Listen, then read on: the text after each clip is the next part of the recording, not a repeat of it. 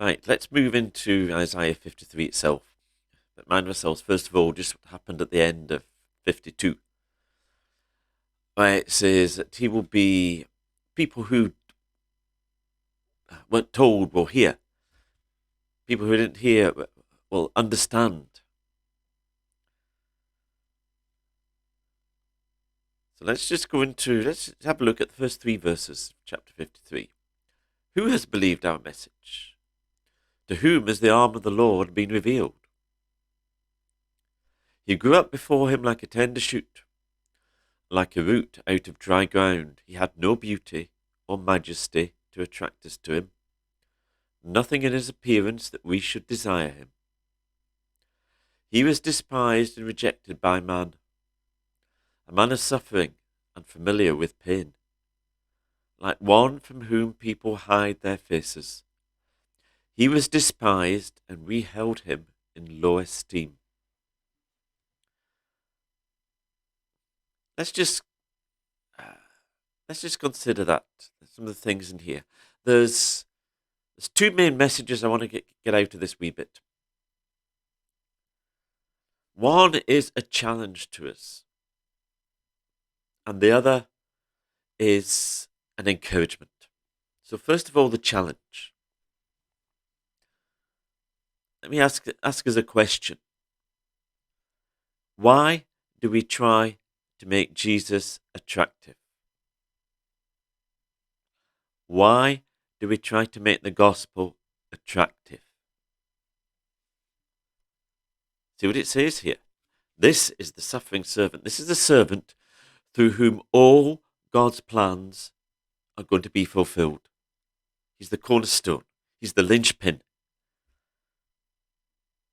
And it says, he had no beauty or majesty to attract us to him. And yet so often we wonder, we focus on trying to make the gospel attractive, trying to make Jesus attractive. God didn't. So why do you think we should? I just challenge you to ask yourself that question.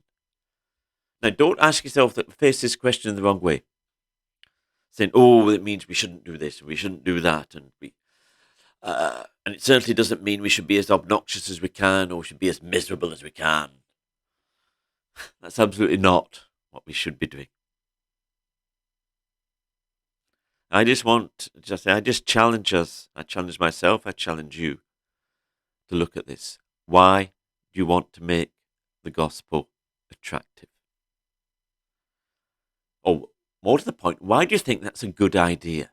The motive's reasonable. You want people to believe in Jesus. That's a good thing to want. But why do you think that method's going to work? It's not the method God's chosen. It says, to whom has the arm of the Lord been revealed? We are completely, if you like, the success of the gospel, if you can put it in that way, is completely dependent upon God revealing the truth to people.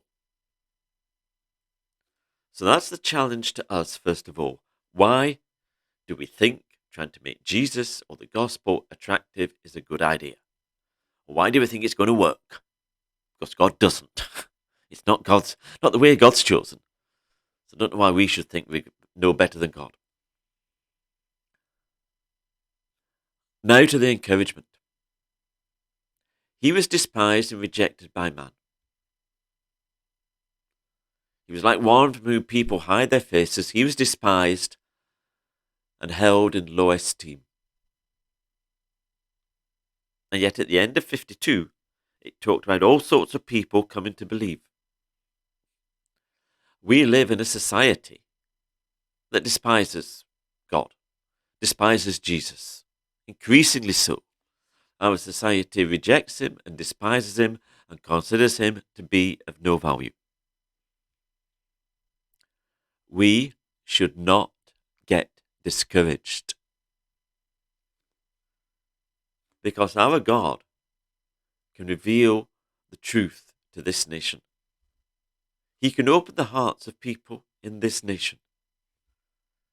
But this is not dependent upon us making the gospel attractive. It's dependent upon the grace of God.